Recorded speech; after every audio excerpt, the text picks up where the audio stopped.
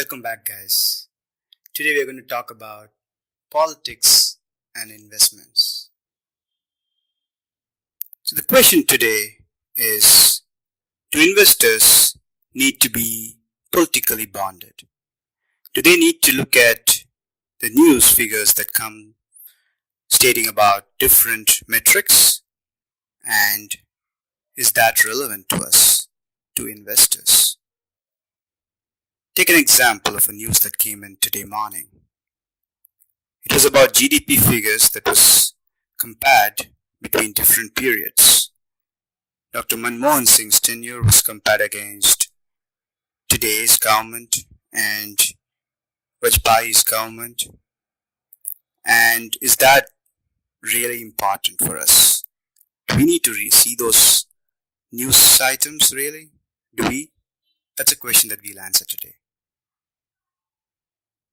There's another news that I remember sometime back in 2014. The then Citigroup's Asia Pacific head talked about rupee appreciation. He said if Modi's government came to power, then the rupee would appreciate from 61 to 45. So he even gave the figures for you, 61 to 45. That was in 2014, and Modi government came to power. The political reason was that he would take care of improving our economy. And today, he could have improved the economy, but that's a different story. But today, the rupee is at 71. It did not be because of Mr. Modi, but it could have been because of a lot of variables, geopolitical. Not only India, but the US dollar is getting better. It's been appreciating against a lot of currencies. So those factors were not taken into consideration when they came up with the figure 61 to 45. It was all about Modi.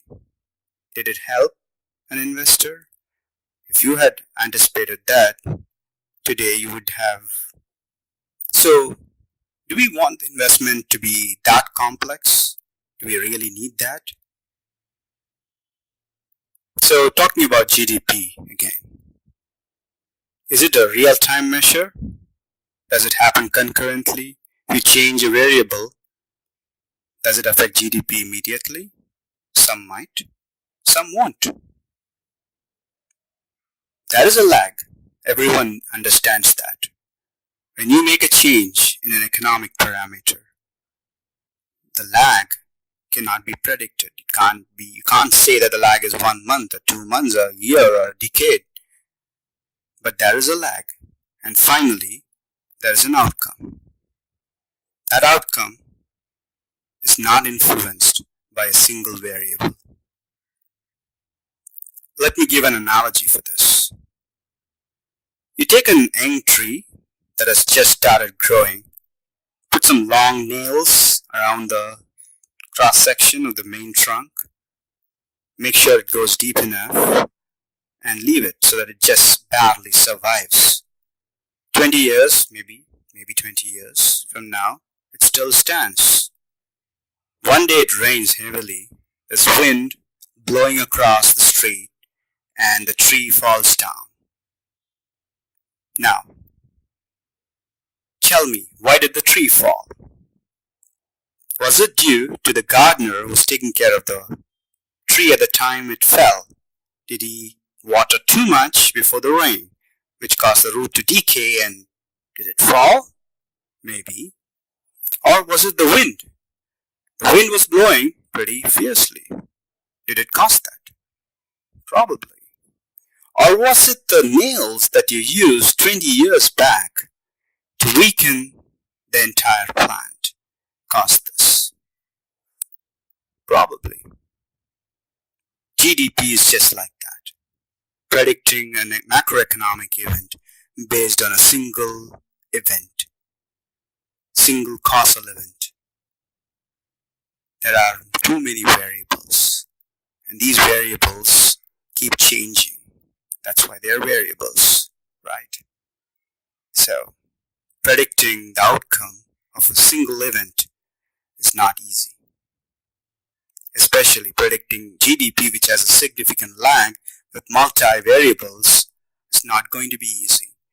And if you try to do that, you could predict something, but accuracy would be so bad that there's no point wasting time predicting an outcome. It's like a Schrodinger's cat. Can't predict with utmost certainty.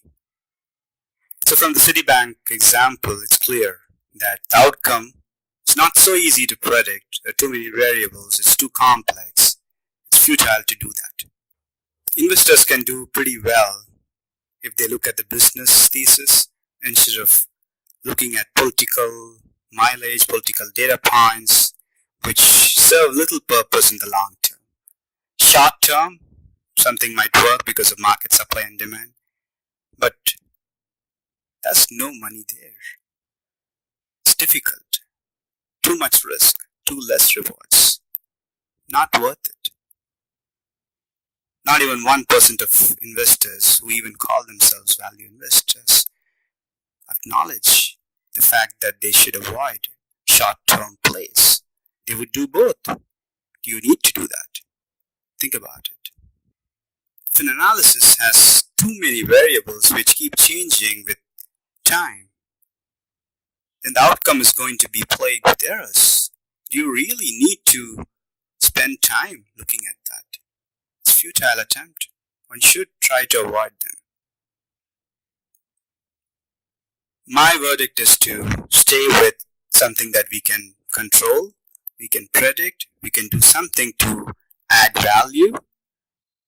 If not, spending time on that is not so good. Think about it.